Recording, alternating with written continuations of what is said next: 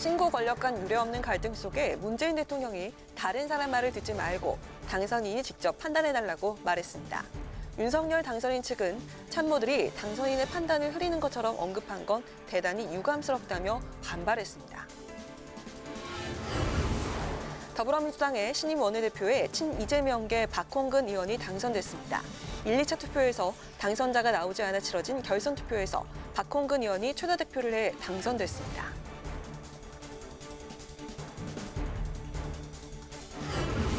국회 정치개혁특별위원회가 하나의 선거구에서 기초의원 3명 이상을 뽑는 중대선거구 도입 법안을 상정했습니다. 민주당은 3월 국회에서 반드시 처리하겠다는 입장이지만 국민의힘은 반대하고 있어 진통이 예상됩니다. 대기자의 시선으로 분석해보는 정가동향, 모교정책클럽, 기자, 대기자.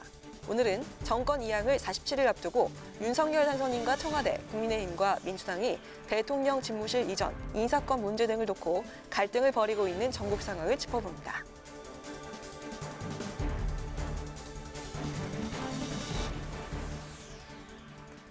여러분 안녕하십니까? 3월 24일 의정종합뉴스 뉴스엔 시작하겠습니다. 문재인 대통령과 윤석열 당선인 간 갈등이 좀처럼 풀리지 않고 있습니다. 문 대통령은 당선인과의 회동과 관련해 덕담을 나누는 자리에 조건이나 협상은 필요 없다며 당선인이 직접 판단하라고 말했습니다. 윤 당선인 측은 참모들이 당선인의 판단을 흐리는 것처럼 언급한 건 유감이고 덕담을 나누는 자리가 아니라고 반박했습니다. 김희연 기자가 보도합니다. 문재인 대통령과 윤석열 당선인 간의 신구 정권 신경전이 계속입니다. 문 대통령은 회동 협상과 관련해 윤 당선인이 직접 판단하라고 말했습니다. 답답해서 한 번 더 말씀드립니다. 나는 곧 물러날 대통령이고 윤 당선인은 곧 새 대통령이 되실 분입니다. 두 사람이 만나 인사하고 덕담 나누고 혹시 참고될 만한 말을 나누는데 무슨 협상이 필요합니까? 무슨 회담을 하는 것이 아닙니다. 이철희 정무수석과 장제원 당선인 비서실장이 실무 협상을 진행 중인데 당선인 측에서 이명박 전 대통령 사면이나 인사권에 대한 여러 목소리가 나오는 걸 비판한 것으로 풀이됩니다. 김은혜 당선인 대변인은 윤 당선인의 판단이 문제가 있는 것처럼 언급해 유감이고 회동을 덕담 나누는 정도로 평가한 것도 동의하기 어렵다고 비판했습니다. 특히 인사권과 관련해서는 당선인 뜻이 존중되는 게 상식이라고 강조했습니다. 양측은 이창용 한은 총재 인선을 단행하는 과정에서 협조를 했는지 여부를 두고 진실 공방을 벌이고 있고 두 자리가 공석인 감사위원 임명 문제를 두고도 신경전을 벌이고 있습니다. 윤 당선인은 원칙적으로 차기 정부와 단연간 일해야 할 사람을 인사 조치하는 건 바람직하지 않다고 불쾌감을 드러냈습니다. 감사위원 임명과 관련해 청와대는 문 대통령과 윤 당선인이 한 명씩 추천하는 방안을 제안했지만 윤 당선인은 비토권을 요구한 것으로 알려졌습니다.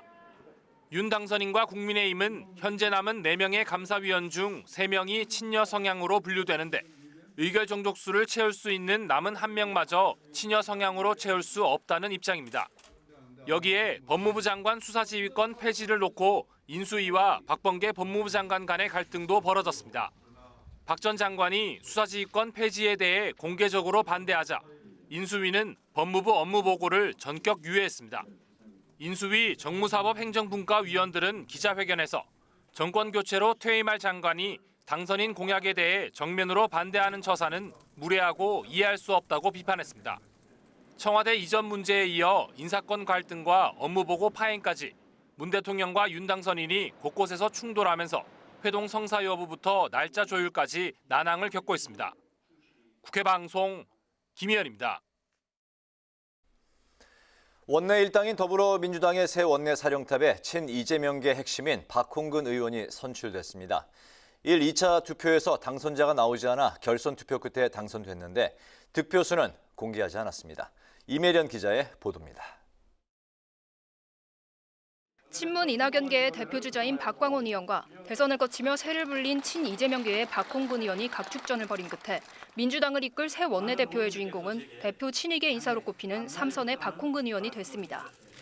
1차 투표에서 3분의 2, 2차 투표에서 과반수 득표자가 나오지 않아 치러진 결선 투표에서 박홍근 의원이 최다 득표를 해 원내대표에 당선됐습니다. 박홍근 의원은 앞서 정견 발표에서 대선 패배 충격 수습을 위한 당내 단합과 검찰개혁, 정치개혁 등을 강조했습니다. 새로운 원내대표로 선출된 박홍근 의원은 경희대 총학생회장 출신으로 지난 19대 총선에서 민주통합당 소속으로 당선돼 국회에 입성했습니다. 박 의원은 우원식 원내대표 시절 원내수석 부대표를 역임하고 예결위원장을 지냈습니다. 신임 원내대표의 임기는 내년 5월까지로 윤석열 정부 출범 후 1년간 172석의 거대 야당을 이끌게 됩니다. 또 문재인 정부 임기 내 마지막 원내대표인 만큼 남은 입법과제 추진과 6월 지방선거 관리 등 막중한 책임을 맡게 됩니다. 국회방송 임혜련입니다. 국회 정치개혁특별위원회가 하나의 선거구에서 최소 3명의 기초의원을 뽑을 수 있는 중대 선거구제를 도입하는 공직선거법 개정안을 전체 회의에 상정했습니다. 중대 선거구제 도입을 당론으로 채택한 더불어민주당은 3월 국회에서 반드시 처리하겠다는 입장이지만 국민의힘은 선거구 획정이 더 시급하다며 반대하고 있어 난항이 예상되고 있습니다. 보도에 홍예진 기자입니다. 오는 6월 1일 치러지는 지방선거 규칙을 놓고 여야의 기싸움이 본격 시작됐습니다. 특히 첨예한 입장차를 보이는 기초의원 선거제도 개편 문제를 두고 여야는 오늘 정개특위에서 충돌했습니다. 민주당은 양당제 폐해를 없애기 위해 최다 득표자 1인을 뽑는 소선거구제에서 3인 이상을 뽑을 수 있는 중대선거구제로 바꿔야 한다고 주장했습니다. 기존의 양당제의 폐해가 심각하다. 내가 못해도 남이 더 못하면 이기는 이런 정치가 끝나야 된다라고 하는 국민적 공감대가 형성이 됐기 때문에 이 공감대에 대해서 조응하는 과정에서 각 당의 대선 후보들께서 이런 말씀도 하셨던 것입니다. 반면 국민의힘은 중대선거구제는 기초의원 제도 취지에 반하는 제도라고 지적하고 더 시급한 것은 선거구 획정 문제라고 강조했습니다. 광역의원 정수하고 선거구 획정은 우리 국민의힘의 사안이 아니지 않습니까? 여야 국회 전체의 사안이고 민주당이 오히려 거꾸로 그걸 볼모를 잡고 기초의회 중대선거구제 처리 안 해주면은 이거 처리 안 해주겠다는 걸 나왔을 때 저는 정말 이해가 안 됐습니다. 여기에 국민의힘은 이재명 대선 후보가 중대선거구제를 공약으로 내걸었다는 이유로 민주당이 법안 처리 강행에 나선 것 아니냐고 의심하고 있습니다. 하지만 민주당은 윤석열 당선인도 찬성했던 사안이라고 반박하고 상정을 반대하는 것 자체가 민주주의를 역행하는 것이라고 지적했습니다. 중대선거구제 도입을 찬성하는 정의당도 제대로 된 논의를 위해서는 법안부터 상정해야 한다며 국민의힘을 압박했습니다.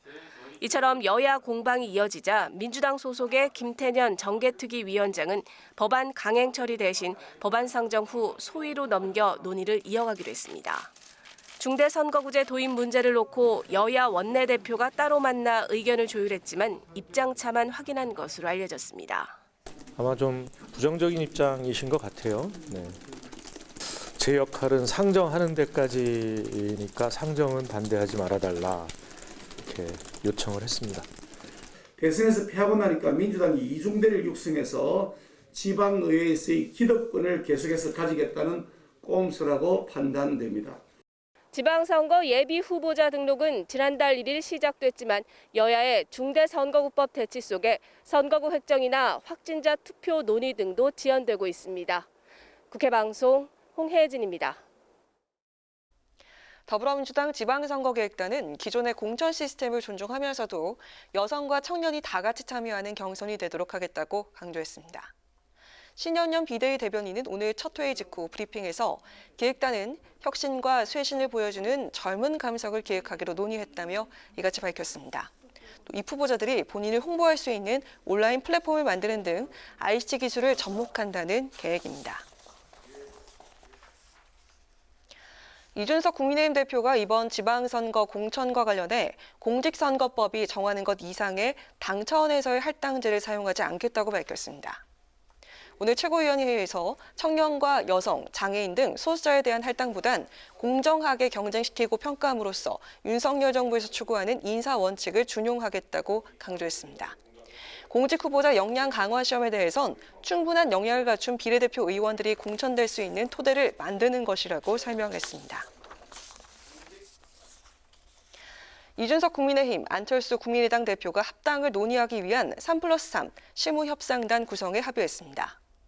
이 대표는 오늘 대통령직 인수위원장인 안 대표와 회동한 뒤 기자들과 만나 양당이 합당 실무협상단을 가동하기로 했다며 이와는 별도로 각 당에서 2명씩 참여해 정강 정책을 협의하는 모임도 만들기로 했다고 설명했습니다. 또 양당은 통합된 공천관리위원회를 통해 오늘 지방선거 공천 후보자를 심사하기로 했다고 밝혔습니다. 오늘 병원에서 퇴원한 박근혜 전 대통령이 달성군 사저 앞에서 대한민국 발전에 작은 힘이나마 보태겠다는 대국민 담화문을 발표했습니다. 박 전 대통령은 담화문에서 힘들 때마다 정치적 고향이자 마음의 고향인 달성으로 돌아갈 날을 생각하며 견뎌냈다며 이같이 밝혔습니다. 앞서 박 전 대통령은 삼성 서울병원 앞에서 국민 여러분께 5년 만에 인사드리게 됐다며 많이 염려해 주신 덕분에 건강이 회복됐다고 말했습니다. 이후 국립서울현충원에서 고 박정희 전 대통령 내외 묘역을 참배한 뒤 대구 사저로 이동했습니다. 박 전 대통령은 지난해 12월 30일 특별 사면된 이후 삼성 서울병원에 머물며 지병 치료에 전념하다 오늘 퇴원했습니다.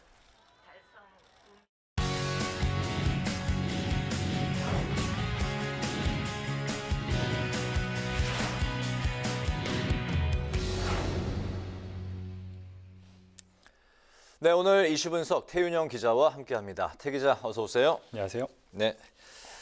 문재인 대통령과 윤석열 당선인 간 갈등이 곳곳에서 이제 분출하고 있는데 이번엔 당선인의 사법개혁 공약을 놓고서 양측이 또 한 번 충돌을 했네요. 네, 맞습니다. 앞서 리포트에서 보셨겠지만 대통령직 인수위원회가 오늘로 예정된 법무부 업무 보고를 유예했습니다. 어제 박범계 법무부 장관이 윤 당선인의 사법 공약, 그러니까 법무부 장관의 수사지휘권 폐지라든가 검찰 예산 편성권 부여에 공개적으로 반대 입장을 냈었는데요. 이에 따른 항의 차원으로 보입니다. 인수위는 무례하다, 분노를 금치 못하겠다 등 격한 반응을 보였습니다. 이 같은 충돌은 과거 당선인이 검찰총장 시절에 추미애 전 법무부 장관과 갈등을 빚었던 거와 무관하지 않은 것으로 보입니다. 당시 추미애 장관은 채널A 기자 강요미수 의혹 사건과 총장 가족 관련 사건 두 사건에 대해 수사지휘권을 발동했고 그 과정에서 윤 당선인은 정치권 진출 가능성을 처음 시사했습니다. 네. 어제 한국은행 총재 인선에서도 진실 공방을 이제 벌였지 않습니까? 양측의 갈등 본질이 어디에 있다고 봐야 되는 건가요? 갈등의 본질은 표면으로 드러난 한은 총재 인사나 청와대 이전 문제보다는 감사위원회 인사에 맞닿아 있는 것 같습니다. 장제원 비서실장이 한은 총재, 그러니까 청와대의 한은 총재의 발표를 두고서 감사위원 임명을 위한 명분밖에 안 된다 이런 식으로 말하면서 양측의 갈등의 원인이 인사권에 있다는 게 드러났는데요. 감사위원은 감사원장을 포함해서 모두 7명입니다. 현재 2자리가 공석인데요. 청와대는 공석인 2명 중에 양측에서 1명씩 추천하는 절충안을 제안했습니다. 하지만 당선인 측은 2명 모두 당선인 뜻대로 해야 한다며 반대를 했고요. 감사위원 구성을 살펴보면 현직 감사위원 5명 중 최재해 감사원장과 김인혜, 임찬우 위원 등 3명은 친여 성향으로 분류되고 있습니다. 만약 청와대 절충안에 따라서 청와대 1명, 당선인 측 1명으로 하면 4대3 비율로 친정권 인사가 더 많아지게 됩니다. 네. 이 때문에 당선인 측은 결국 문정권의 감사가 제대로 이루어질 수 없다고 반발하고 있는 겁니다. 그렇군요. 그러니까 현재 친여권 인사가 이제 정권이 바뀌고 나면 친야권 인사가 될 텐데 그때 4대3의 비율로 친야권 인사가 1명 더 우세하기 때문에 지금 윤석열 당선인 측에서는 받아들일 수 없다. 그런 이제 상황이군요. 알겠습니다. 네, 정권 교체 시기에 이제 하루가 멀다 하고 이렇게 이제 갈등이 발생하고 있다 보니까 아무래도 이 대통령과 당선인이 직접 만나서 이제 풀 수밖에 없을 것 같아 보이네요. 맞습니다. 여러 차례 충돌이 있었기 때문에 실마리를 풀 수 있는 건 회동밖에 없다. 이런 의견이 지배적입니다. 네. 문재인 대통령은 어제에 이어서 오늘도 조건 없는 회동을 제안했었는데요. 회동에 무슨 협상이 필요하냐면서 윤 당선인이 직접 판단해달라고 말했습니다. 여러 갈등 현안 때문에 실무 협상이 진척을 보이지 못하면서 직접 나선 것으로 풀이되는데요. 대통령과 당선인 단판 가능성도 나오고 있지만 오늘 문 대통령 발언을 두고 당선인 측에서 유감스럽다는 입장을 밝힌 만큼 실제 회동으로 이어질지는 낙관할 수 없는 상황입니다. 알겠습니다. 오늘 원내대표를 새롭게 선출한 더불어민주당 상황을 살펴보겠습니다. 민주당의 새 원내대표에 박홍근 의원이 이제 선출이 됐는데 3선에 이제 중진인데 먹기가 이제 무거울 것 같습니다. 먼저 취임 일성으로 아직 뭐 취임은 안 했지만 어쨌든 당선된 직후에 추경과 대장동 특검을 추진하겠다 이런 의지를 밝혔는데 새 원내대표 당면 과제 또 어떤 것들이 있습니까? 네, 아무래도 가장 시급한 게 단연 대선 후유증 수습일 겁니다. 더불어민주당이 대선 패배 이후에 윤호중 비대위 체제로 들어가면서 여러 잡음이 발생했었는데요. 대선 패배 책임론을 둘러싼 윤호중 비대위 논란을 수습하고 당을 하나로 묶는 것이 급선무로 꼽히고 있습니다. 대정부, 대여관계 설정도 중요한데요. 새 원내대표는 앞으로 임기 1년간 172석 거대 야당으로 협상을 주도해야 합니다.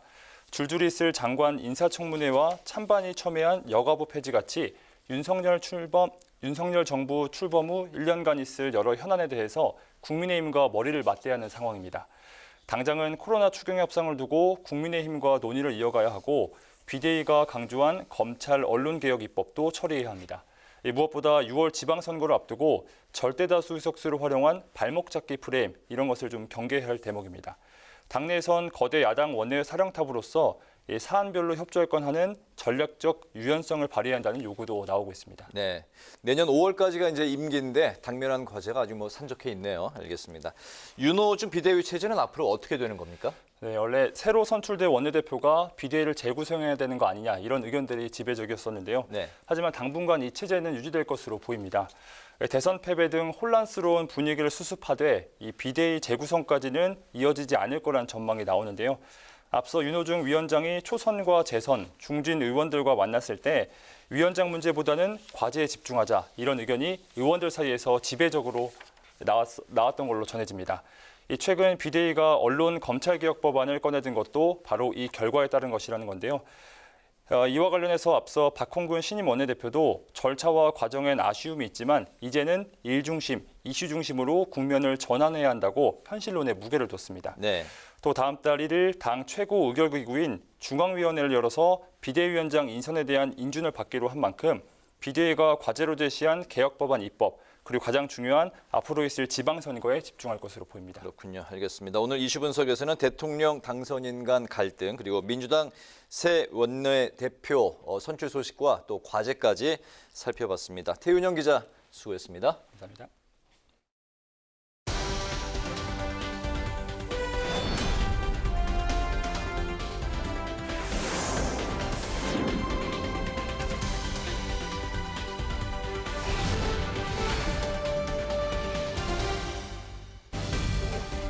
강한하게 정치톡 시간입니다. 3월 24일 사람들의 시선을 끈 정치 뉴스 만나보시죠. 첫 번째 정치톡은 친박계의 마중입니다. 지난해 12월 특별 사면으로 풀려난 뒤 입원 치료를 받아온 박근혜 전 대통령이 오늘 4개월 만에 퇴원을 해서 사저가 있는 대구로 내려갔죠. 박 전 대통령의 퇴원길과 귀향길엔 많은 지지자가 몰렸습니다. 특히 박근혜 정부 당시 관료와 청와대 참모를 지냈던 친박계 인사들이 오랜만에 총출동해서 눈길을 끌었습니다. 오늘 많은 언론사에서 포착한 이 모습, 삼성 서울병원을 퇴원하는 박 전 대통령을 맞이하기 위해서 친박계 주요 인사들이 병원 입구 우측 앞쪽에 도열해 있는 사진인데요. 왼쪽부터 박근혜 정부 정무수석을 지낸 김재원 최고위원을 비롯해서 김기춘 전 대통령 비서실장, 청와대 대변인을 맡았던 민경욱 전 의원, 그리고 지난 17일 가석방된 최경환 전 경제부총리와 유기준 전 해양수산부 장관, 조윤선 전 문화체육부 장관 등 핵심 인사들이 이렇게 자리를 지키고 있는 모습입니다. 박근혜 정부 마지막 국무총리를 지낸 황교안 전 총리 역시 또 다른 편에 서서 박 전 대통령의 퇴원길 마중에 나섰습니다. 네, 이렇게 친박계가 총집결한 상황에서 아무리 눈을 씻고 찾아봐도 보이지 않는 인물이 한 명 있습니다. 바로 친박계 좌장으로 불리는 서청원 전 의원인데요. 서 전 의원도 당연히 참석을 준비하고 있었는데 어젯밤 코로나 확진으로 격리가 되면서 측근들이 대신 참석한 것으로 전해졌습니다. 한편 친박계 인사들은 오늘 현장 인터뷰나 SNS를 통해서도 박 전 대통령 퇴원에 환영의 뜻을 나타냈습니다. 황교안 전 총리는 만감이 교차한다면서 이제 조속히 건강 회복하시길 간절히 기원한다고 언급했습니다. 또 김재원 최고위원은 앞으로 박 전 대통령의 정치적 명예 회복을 위해서 도울 생각이라고 밝혔고요. 조원진 우리공화당 대표는 새로운 대한민국의 출발이라고 언급하기도 했습니다. 귀향할 사주 앞에서 지난 5년은 견디기 힘든 시간이었다며 대한민국 발전에 작은 힘이 나와 보태겠다고 밝힌 박근혜 전 대통령과 귀향길에 총집결한 친박계 인사들.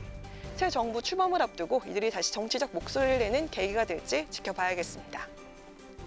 이어서 두 번째 정치톡은 MB와 윤석열, 공통점과 차이입니다.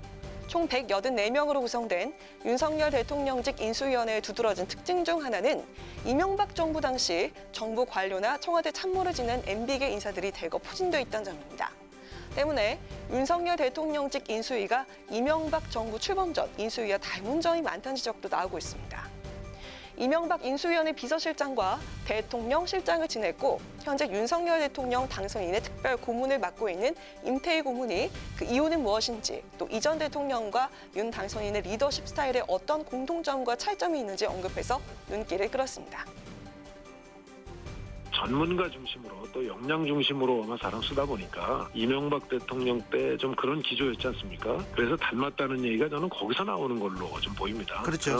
네. 두 분의 리더십 스타일이나 이런 부분은 굉장히 달라요. 추진력 강한 건 공통점이고요. 이명박 대통령께서는 기업에서 일도 하시고 또 정치도 하셔서 직진을 하더라도 앞에 뭐 걸리는 게 있나 하는 거를 두들겨 보고 직진하시는 스타일인데 지금 이제 우리 윤 당선자님은 이 정치 경력이 사실 짧지 않습니까? 그래서 그 직진을 더 강력하게 직진하는 스타일로 보입니다. 역량 중심으로 사람을 쓰고 추진력이 강한 건 MB와 윤석열 당선인의 공통점이지만 MB는 직진을 하더라도 두들겨보고 하는 스타일인 반면에 윤 당선인은 더 강력하게 직진하는 스타일이다. 임태희 특별고문은 두 사람의 닮은 점과 다른 점을 이렇게 분석했습니다. 그러면서 윤 당선인에 대해서 기본적으로 많이 듣고 또 의견을 많이 이야기하는 편이라며 워낙 직진 스타일이기 때문에 건의를 하는 사람도 굉장히 끈기를 가지고 해야 효과를 거두는 스타일이라고 언급하기도 했습니다. 이명박 전 대통령과는 닮은 듯 다르다는 윤석열 대통령 당선인의 리더십 스타일. 향후 국정 운영에선 어떤 공통점과 차이점을 보여줄지 궁금하네요. 지금까지 강아랑의 정치톡이었습니다.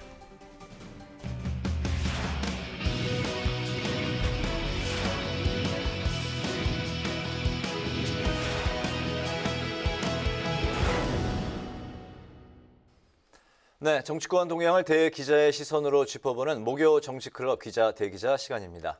오늘도 최병묵 전 TV조선 해설위원 그리고 기자 대기자 원년 멤버신 성한용 한겨레 신문 선임 기자 함께 하겠습니다. 안녕하십니까? 어서 오십시오. 반갑습니다. 네, 우리 성 기자님 오랜만에 뵙는데 네, 반갑습니다. 네. 어떻게 지내셨습니까? 뭐 자동차도 가끔 이렇게 정비가 필요하듯이 네. 사람도 좀 가끔 그럴 필요가 있습니다. 몸과 마음을 좀 잘 가다듬고 지금 괜찮습니다. 네, 앞으로 더 건강 잘 챙기시기 바라겠습니다. 네, 고맙습니다. 네, 오늘도 잘 부탁드리고요. 자, 본격적인 내용으로 들어가 보도록 하겠습니다. 최 의원께서 오늘 내용 발제해 오셨죠? 네, 요새 뭐 신구 권력 간 충돌 얘기가 많이 있습니다. 그런데 사실 문재인 대통령 임기는 앞으로 47일 남아 있죠.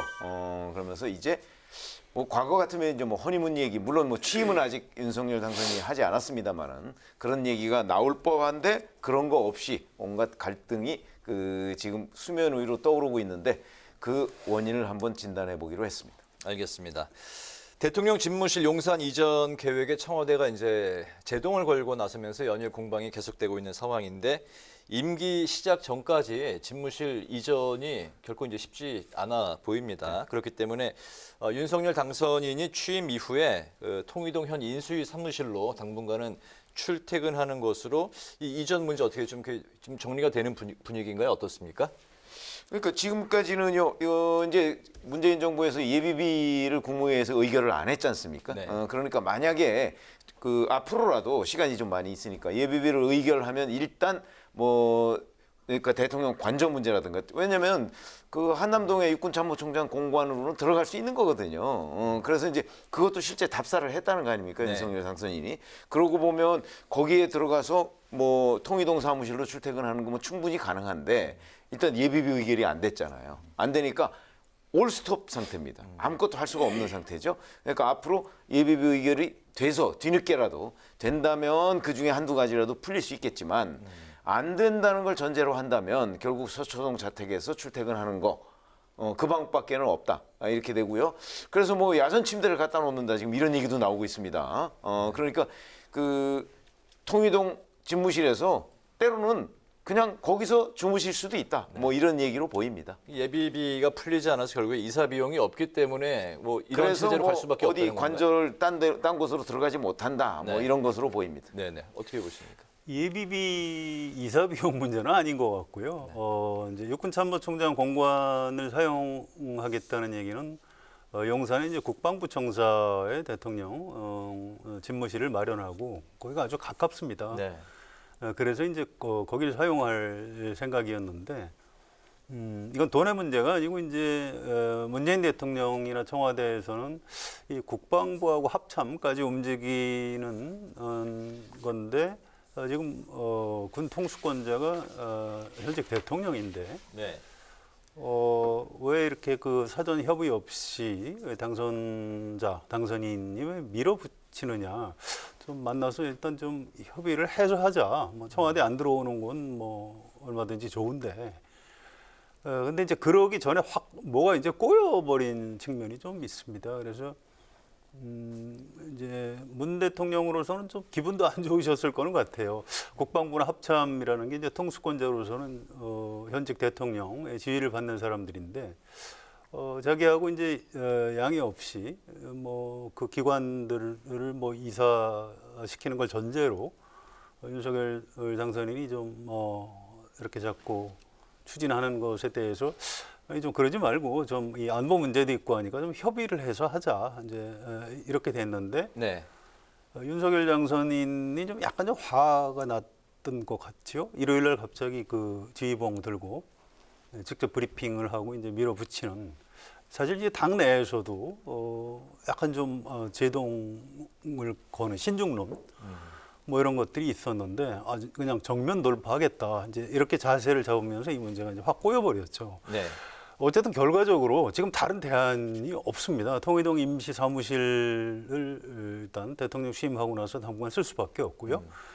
관저를 마련할 때까지는 서초동 집에서 출퇴근을 할 수밖에 없는 뭐 현실적으로 좀 불가피한 그런 좀 안타까운 상황이 된 것 같습니다. 네네. 네, 청와대는 NSC가 열리는 국가위기관리센터 이 핵심 안보 시스템을 5월 9일까지는 이전할 수 없다는 입장인데요. 이 안보 공백이 생길 수 있다라는 이유 때문입니다.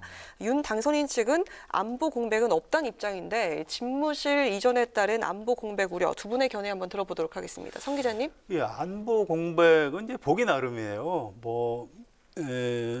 청와대에서도 이거 좀 다 공개하기 어려운 부분이 좀 있다고 합니다. 그 네. 벙커가 이제 워낙 좀 민감한 시설이기도 하고 뭐 굉장히 좀 방대한 뭐 여러 가지가 들어가 있다고 합니다. 하드웨어뿐만 아니고 네.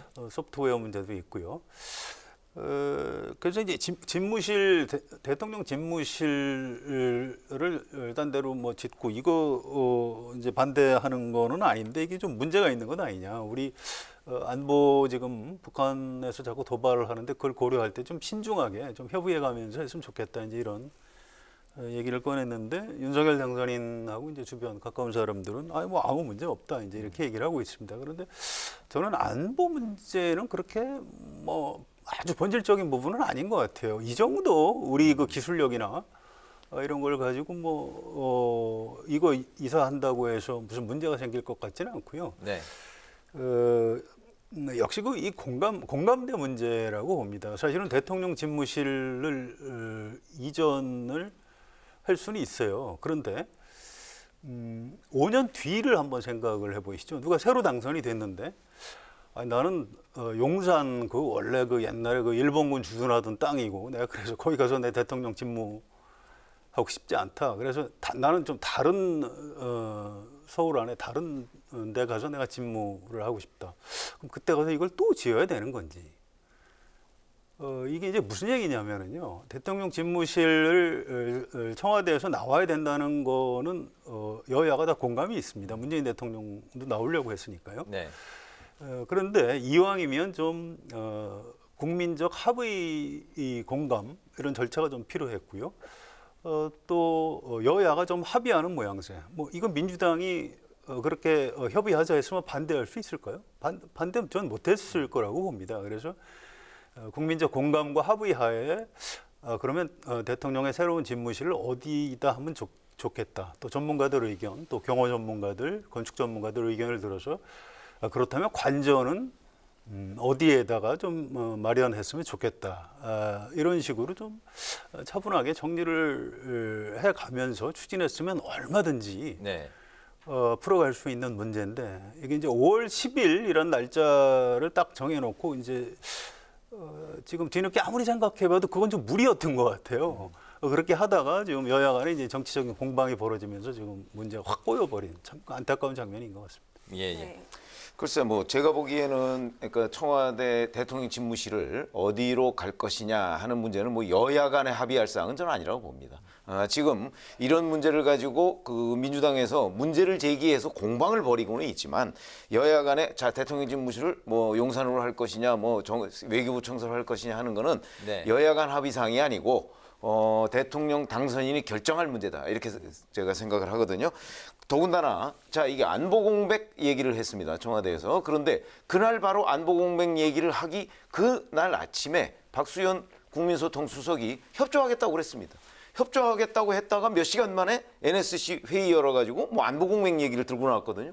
그러면 협조하겠다고 얘기할 때는 안보 공백은 안전에도 없었던 것이냐 하는 그런 비판을 피할 수가 없는 대목이고요. 그런 점에서 본다면 더군다나 윤석열 당선인이 이걸 안보 공백 없이 하기 위해서 미리 예비비를 신청해서 옮기겠다는 거거든요. 네. 근데 그게 그러면은 안보 공백이 없앨 수 있다. 더군다나 이 청와대 이전 TF 팀장이요. 합참 작전본부장 출신입니다. 그 안보 공백 문제에 대해서 누구보다 잘 아는 사람이거든요. 그렇기 때문에 전혀 문제가 없도록 이전을 하겠다 했는데 지금 문재인 대통령이 5월 9일까지는 못 옮긴다 이렇게 해놓으니까 오히려 5월 9일 이후에 옮겼을 때 과연 안보 공백 없이 정말 옮길 수 있을까 하는 의문이 드는 정도다. 네. 저는 이렇게 생각하기 때문에 안보 공백 문제는 별로 이 논란의 쟁점이 아니다 이렇게 생각합니다. 조금 첨언을 해야 될 것 네. 같은데요. 이게 이건 뭐 어떤 지금 여야 정치 세력 간의 문제는 아닌 것 같아요. 근데 이제 청와대의 역사성과 뭐 이제 이런 것까지 고려해서 좀 보수적인 성향의 논객들이나 언론에서도 이제 신중론이 많습니다. 이거 꼭 그렇게 가야 되느냐. 또 이제 용산으로 이번에 가게 되면 앞으로 당선되는 대통령들은 다 그럼 용산에서 집무를 해야 되는데 거기에 대해서 이제 우리 국민의 다수가 지금 동의를 하는 건지 실제로 또 여론조사를 해보면은 뭐 물론 그 조사가 뭐 여론조사가 아주 정확한 건 아니겠습니다만 좀 반대가 많이 나오거든요. 네. 그래서 문재인 대통령을 찍지 않고 윤석열 당선인을 이번에 찍은 분들 안에서도 이건 좀 하는 건 좋은데 좀 신중하게 하는 게 좋겠다 이제 이런 의견들이 있는데 그런 부분이 조금 고려가 안 된 것 같아서 좀 안타까움이 있습니다. 알겠습니다. 신구 권력 간의 이제 갈등이 어쨌든 이렇게 계속되고 있는 상황에서 어제는 그 이창용 하는 총재 또 인선을 두고서 사전 협의가 있었다 없었다 또 진실 공방까지 또 이제 벌어졌고 또 박범계 법무부 장관이 윤 당선인의 수사 지휘권 폐지 공약과 관련해서 반대 의견을 또 내서 인수위가 또 이제 반발하는 그 또 상황이고 앞으로 감사위원 인사 문제가 또 남아 있는데 청와대 측에서는 한 명씩 인선을 하자 이 안을 당선인 측에서는 받아들이지 않겠다. 왜냐하면 그렇게 되면은 4대 3으로 기울어지기 때문에 그렇게 이제 반대하고 있는 상황인데 앞으로 이 신구 권력 간의 갈등 계속 이어질 걸로 보십니까? 어떻습니까? 아니 오늘 보면 문재인 대통령이 그런 얘기를 했어요. 윤석열 당선인한테 자꾸 주변 얘기 듣지 말고 네. 당선인 본인이 판단하라 이렇게 얘기한 네. 걸 혹시 아마 들어보신 분들은 그게요. 윤석열 당선인에 대한 굉장히 모욕적인 발언입니다. 그렇죠? 뭐 그것 때문에 이제 그 당선인 측에서 뭐 이런저런 그 브리핑을 했습니다만은 결국 윤석열 당선인이 본인 스스로 판단을 못한다는 거를 시사하는 대목이거든요. 왜냐면 저런 얘기를 하려고 하면 그동안에 라인이 있지 않습니까? 장제원 당선인 비서실장하고 이철이 청와대 네. 정무수석 간의 라인이 있는데 그 라인을 통해서 이런 거 저런 걸 조정하는 건 모르겠는데 자 마치 참모들이 건의하면 윤석열 당선인은 본인은 아무 생각이 없이 그대로 따르는 것처럼 얘기를 해놨단 말이죠. 이거는요 갈등을 진정시키는 것이 아니고 오히려 갈등을 저는 확산시킨다고 생각을 합니다. 이런 발언이 계속되는 한 적어도 제가 보기에는 이 두 사람 간의 만남 자체가 어려워질 수도 있겠다. 저는 이렇게 생각을 합니다. 그럼 취임 전까지 만남이 없을 그러니까 수도 있다고. 없을 수도 있겠다. 그렇게 왜냐하면 봐야 자꾸 이런 자세를 보인다면 네. 어찌 보면 윤석열 당선인이나 문재인 대통령이나 상대를 존중하는 자세가 필요한 거거든요. 근데 그런 자세가 아니고 오히려 상대를 약간 뭔가 분노를 유발하는 듯한 이런 발언은 적절한 발언이 아니다 이렇게 생각합니다. 네. 이게 이제 이철희 정무수석하고 장제원 비서실장이 중간에서 얘기를 했는데 어제 공개된 내용을 보면 좀 사실 좀 창피합니다. 이거 다른 나라에서 우리나라 어떻게 볼까?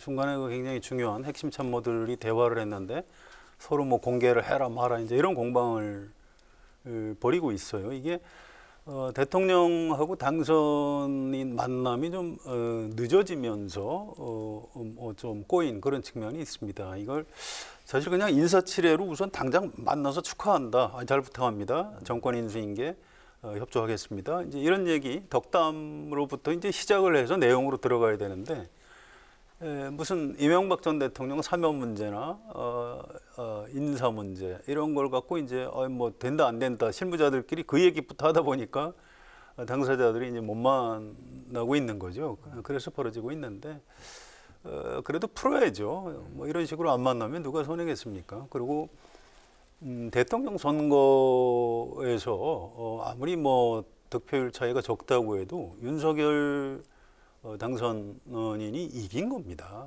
그래서 우리 일반 국민들 정서에 그런 게 있어요. 일단 승자가 좀 더 이렇게 관대하게 아량을 가지고 오히려 여유 있게 이렇게 대해줘야 이제 보기 좋은데 이제 자꾸 이걸 이제 문재인 대통령이 뭐 문제가 있다 이제 이런 식으로 이제 공격을 하게 되면 그게 오히려 윤석열 당선인한테 뭐 별로 좋은 평가가 돌아가지는 않습니다. 네. 그래서 문재인 대통령의 이제 어법에 약간 오해를 할 만한 소지가 있는 건 사실이에요. 그런데 우리나라 그래도 이제 민주화된 지 굉장히 오래되는 나라입니다. 그래서 이런 정도는 문제를 풀어가지고 다음 주 정도에는 두 분이 만나지 않을까 그렇게 예상을 합니다. 다음 주쯤 만나지 않을까.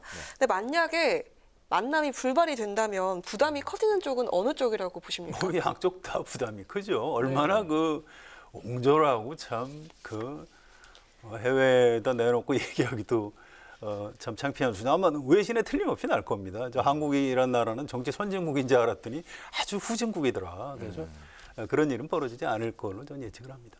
최 의원님은 어느 쪽이 더 아니 부담을... 그런 일이 벌어지지 않는 거야 뭐 않으면 제일 좋겠죠. 그러나 현재 이 분위기로 볼 때 이런 상황을 유지하고 있으면 결국 만남이 불발될 가능성까지도 충분히 점쳐볼 수 있다. 저는 그런 거고요. 네. 만약에 만남이 불발된다. 물론 양쪽 다 타격이 있죠. 왜 그러냐면 아니 그거 하나 합의를 못하느냐 뭐 이런 지적을 받을 수가 있는데 기본적으로는 문재인 대통령은 앞으로 47일간 대통령이고요. 그다음에 윤석열 당선인은 앞으로 5년간 대통령을 할 사람입니다. 네. 뭐 손해야 당연히 문재인 대통령 쪽이 더 크다고 봐야죠. 네네, 알겠습니다.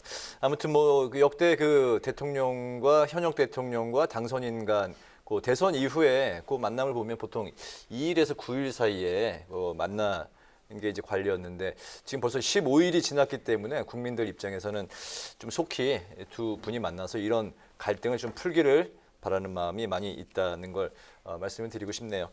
오늘 박근혜 전 대통령의 사면 4개월 만에 퇴원을 해서 대구 사저로 입주를 했는데 윤석열 당선인에 대한 언급이 있을지 또 이제 관심을 모았었는데 일단은 뭐 좀 없었죠? 없었고. 네, 없었습니다. 윤석열 당선인은 기자들의 질문에 취임 전 박 전 대통령을 만날 의사가 있고 또 취임식에도 초대를 할 그런 의사가 있다라고 이제 밝혔습니다. 이렇다면은 두 사람 간의 악연이라면 악연일 수 있을 텐데 이게 풀릴 수 있을지 박 전 대통령 대국민 메시지 오늘 어떻게 지켜보셨고 앞으로의 관계 어떻게 전망을 하시는지 먼저 최병목 위원님부터 들어보겠습니다. 사실 우리가 정치적으로 본다면 박근혜 전 대통령이 이제 그 뭐 정치를 재개할 것 같지는 않고 다만 정치적으로 영향력 있는 메시지를 낼 것인가 안 낼 것인가 뭐 이거 아니겠어요? 네. 근데 오늘 그 단초는 나왔어요. 본인이 이제 대통령으로서 못다 이룬 꿈이 있는데 그 꿈은 다른 사람들이 할 것이다. 그건 이제 아마 그 후임 대통령에 대한 기대를 표명한 것으로 보이고 네. 본인은 대한민국의 발전을 위해서 기여할 부분이 있으면 작은 기여라도 하겠다 이렇게 얘기를 했거든요. 이제 그게 과연 뭐냐? 그게 그러면 정치적 영향력을 의미하는 것이냐? 뭐 이런 부분에 조금 의견이 엇갈릴 수 있는데 네. 제 개인적으로 보면 그게 뭐 정치적 영향력을 의미한다고 보지는 않고요. 그냥 약간 겸양의 표현이다. 저는 이렇게 생각을 하거든요.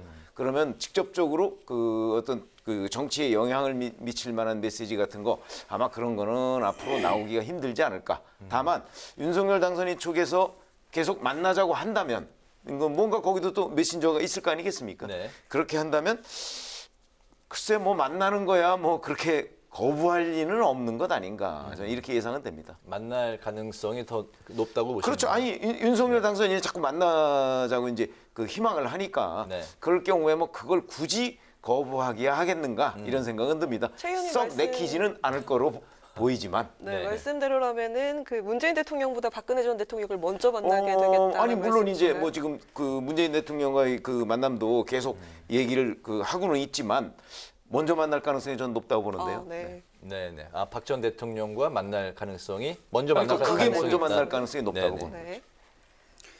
좀 이상하죠, 모양새가. 정권 인수인계를 위해서 현직 대통령하고 인사도 안 했는데 전직 대통령을 찾아간다. 왜 찾아갈까요? 본인이 과거에 서울중앙지검장하고 할 때 수사를 해서 감옥에 보낸 사람인데 뭐 인간적으로 좀 미안하다. 이제 이른바 보수 세력 안에 박근혜 전 대통령을 이제 지지하는 이 사람들의 눈치를 좀 너무 지나치게 살피는 게 것 아닌가. 대통령 당선자, 대통령 당선인이 지금 정권 인수인계 받기도 이게 보통 일이 아니고 바쁠 텐데 뭐 전직 대통령 지방에 계시는데 거기까지 찾아가서 자꾸 만나달라 모양이 좋은 것 같지는 않아요. 그래서 저는 굳이 그럴 거 없이 대통령 취임식 때 어차피 이제 전직 대통령 초청을 합니다. 그래서 박근혜 대통령이 그때 와서 좀 자연스럽게 만나는 게 훨씬 더 모양이 좋겠다 싶고요. 한 가지 전 이제 정치부 기자하면서 박근혜 전 대통령 이렇게 직접 취재하기도 하고 그 강남에 사실 때 그 집에 가서 뭐 밥도 좀 먹어보고 그런 네. 경험이 있는데 사실 참 안타까운 일이죠. 어떻게 보면 물론 그 잘못이 있기 때문에 탄핵도 당했고 감옥 생활도 했고 정치인으로서 당연히 책임을 져야 되는 부분이 있습니다만 네. 어떤 인간적으로 이제 어떤 비극적인 측면이 있는 것도 사실이에요. 그래서 지금 한마디 한마디가 굉장히 중요한데요. 오늘 내놓은 메시지를 보고 전 굉장히 좀 약간 안도를 했습니다. 아, 그래도 이분이 다행히 전직 대통령으로서 그 품위를 잃지 않고 메시지를 참 잘 내놨다. 제가 많이 부족했고 실망을 드렸다. 이런 표현이 있습니다. 반성하고 잘못했다는 얘기입니다. 이건 아주 잘 얘기를 했고요. 또 제가 이루지 못한 대통령으로서의 꿈은 다른 이들의 몫이라고 생각합니다.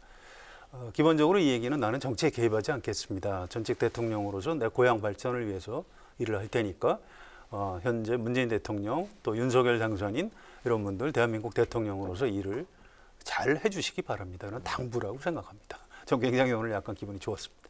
네. 정권 이양을 앞두고 거대 야당이 될 민주당은 오늘 새 원내대표로 박홍근 의원을 선출을 했습니다.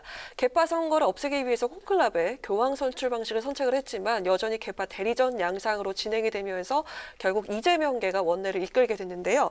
이번 결과 어떻게 해석해 볼 수 있을지 성 기자님 먼저 들어볼까요?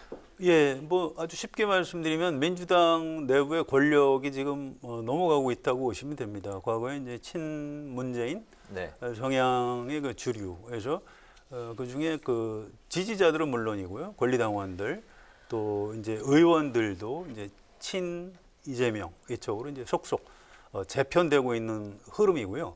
오늘 그 표차를 공개를 안 해서 정확히 모르겠습니다만 사실은 박홍근 후보가 당선될 것이다라는 예측은 이미 있었습니다. 네. 당내 흐름상. 그래서 이제 박홍근 원내대표를 중심으로 이른바 친 이재명 계가 민주당이 이제 주도권을 쥐게 됐다. 뭐 이런 정도 평가할 수 있을 것 같습니다. 네네.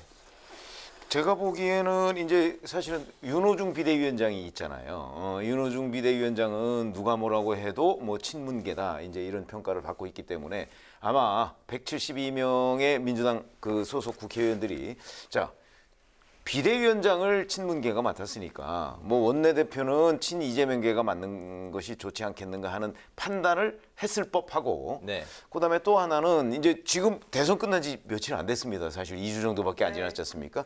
그러다 보니까 이제 대선에서 비교적 선전한 이재명 후보의 영향력이 아직은 남아 있다. 그래서 이제 이재명계라고 흔히 분류되는 박홍근 의원이 원내대표로 선출된 것 아닌가 이렇게 분석을 할 수 있고 네. 그러나 앞으로 사실은 이제 그 47일간 문재인 정부가 이제 그 임기를 끝내고서요. 이제 윤석열 정부 시대로 넘어가면 다른 국면이 발생을 한단 말이죠. 그거는 이제 이재명 전 후보에 대한 또 사법적 리스크 같은 것도 충분히 있을 수 있습니다. 아마 그런 것들이 당내 판도에 또 상당한 영향을 미치지 않을까. 그래서 이재명계인 박홍근 의원이 원내대표로 선출된 것이 어떤 민주당의 전체적인 흐름, 예를 들어서 친문에서 이재명계로 뭐가 넘어가고 있다는 그걸 반영한다고 보기에는 네. 아직은 좀 이르다. 저는 그렇게 생각합니다. 그렇군요. 분위기는 이제 그런데 오늘 그 당선 후 일성으로 정치, 검찰, 언론 개혁을 이제 언급을 했고 또 추경, 대장동 특검을 추진하겠다는 의지를 이제 강하게 보였습니다. 또 부당한 정치 보복을 기필코 저지하겠다 이렇게 밝혔는데 요 그 당선 후에 그 일성에 대해서 좀 들어볼까요? 예, 제가 좀 추가로 보충 설명을 좀 해드릴게요. 네. 이게 이제 그 당내 사정을 들여다보기가 이제 쉽지는 않습니다. 그런데 지금 윤호중 비대위원장이 친문재인이냐 친이재명이냐 하면 사실은 둘 다 합니다. 과거에 이제 이해찬 전 대표가 친문재인 성향의 이제 큰 손이었는데 그분이 아주 일찌감치 이재명 경선 시절에도 이제 이재명 쪽으로 굉장히 힘을 좀 많이 실어줬고요. 지금 윤호중 비대위원장이 이해찬 전 대표하고 굉장히 좀 가까운 사람입니다. 그래서 이른바 친문 그룹 안에서도 상당히 많은 사람들이 이제 친 이재명계로 이렇게 이중 계보라고 할까요? 이제 그런 상태에 있었다는 네. 포인트 하나 말씀드리고요. 또 정당의 실무적인 결정을 하는 게 굉장히 중요한 게 사무총장입니다. 그런데 송영길 대표하고 지도부가 다 물러나면서 지금 사무총장은 언론에 잘 노출되고 있지는 않은데 김영진 총장이 그대로 하고 있습니다. 네네. 이분이 이제 친 이재명 후보의 아주 대표적인 사람입니다. 그래서 또 어떤 게 있냐면 이번에 그 의원들이 당내 원내대표 선거를 하는데 뜻밖의 당원들한테 문자 폭탄을 많이 받았어요. 엄청난 숫자. 네. 근데 이제 새로 입당한 당원들도 있고요. 아무튼 이분들이 되게 우리의 어떤 희망은 이재명이다. 그러니까 이번에 이재명 전 후보하고 가까운 박홍근 의원을 원내대표로 찍어야 된다. 사실은 박홍근 의원이 누군지도 잘 모르고 그렇게 문자 폭탄들을 보냈다고 합니다. 물론 알겠습니다. 이제 그것 때문에 당선된 건 아니에요. 네네. 의원들이 다 각자 판단을 했겠습니다만 아무튼 민주당은 좀 이재명 후보 중심으로 좀 급속히 재편되고 있는 흐름인 것 같습니다. 알겠습니다. 그렇죠. 아니 지금 민주당은 사실은 이제 친문은 구심점이 없잖아요. 그리고 이제 친 이재명계라고 하면 그거는 이제 이재명 전 후보를 중심으로 일단 구심점은 살아는 있는데 네. 앞으로 이제 윤석열 정부로 넘어가면 이재명 전 후보 앞에 놓인 여러 가지 리스크, 위험 요인들이 있어요. 이 위험 요인들이 이제 수면으로 오르면서 상황이 저는 바뀔 것이라고 예상을 하는 것이고요. 네. 그런 관점에서 보면 오늘 이제 박홍근 신임 원내대표는 민주당으로서는 저렇게 얘기할 수밖에 없을 거예요. 그러나 앞으로 이제 뭐 진짜 대장동 특검이든 뭐 검찰개혁, 언론개혁, 뭐 문재인 정부에서 검찰개혁, 언론개혁 주장한 게 어디 하루 이틀인가요? 뭐 그동안에 계속 했지만 그거에 대한 국민적 공감대 저는 별로 얻지 못하고 있다고 보거든요. 그렇기 때문에 앞으로 이제 야당으로 전락한 마당에 그 민주당의 그 검찰개혁, 언론개혁이라는 전례의 그 여러 가지 그동안의 그 추진 방향이 저는 힘을 받을 가능성이 별로 크지 않다. 이렇게 보는 입장입니다. 네, 마지막으로 두 분의 한 줄 논평 짧게 들어보도록 하겠습니다. 먼저 성 기자님. 지금 대선 이후의 후유증이 아직 남아 있습니다. 민주당 지지자들은 아직도 좀 이렇게 좀 망황불락하는 속상해 계신 분들이 참 많은 것 같아요. 그래서 지금 여야 간의 대치가 자꾸 첨예해지는 배경이 이제 그런 것들이 좀 깔려 있습니다. 그런데 이제 선거는 끝났고요. 또 이 대한민국이 순항하기 위해서 국민들의 의사를 모아 가야 됩니다. 저는 국민 통합을 아주 간절하게 기대하는 마음에서 오늘 한 줄 논평, 우리 모두 대한민국 국민입니다라고 하겠습니다. 네. 지금까지 저희가 이제 신구 권력 충돌에 대해서 이런저런 얘기를 많이 해왔는데 저희가 경험적으로 보면 그동안에도 뭐 사실 그런 충돌이 좀 있었습니다. 근데 경험적으로 보면 역시 신권력을 이긴 구권력은 없다. 이렇게 한 줄 논평을 하겠습니다. 네, 알겠습니다. 오늘 목요 정치클럽 기자 대기자 시간에서는 대통령 집무실 이전과 인사권 문제를 둘러싼 신구간 권력 갈등 그리고 민주당 신임 원내대표 선출 소식과 관련한 이야기까지 나눠봤습니다. 지금까지 최병묵 전 TV조선 해설위원, 성환용 한겨레신문 선임 기자 두 분과 함께했습니다. 오늘 말씀 잘 들었습니다. 고맙습니다. 수고하셨습니다. 네, 내일은 점차 전국에 비가 내릴 것으로 예상되는데요. 특히 많은 양의 수증기가 유입되는 제주와 남해안에는 태풍급 돌풍과 함께 시간당 30mm 이상의 강한 비가 내릴 것으로 보입니다. 피해 없도록 대비 철저히 해주시기 바랍니다. 네, 오늘 뉴스에는 여기서 마치겠습니다. 시청해주신 여러분 고맙습니다.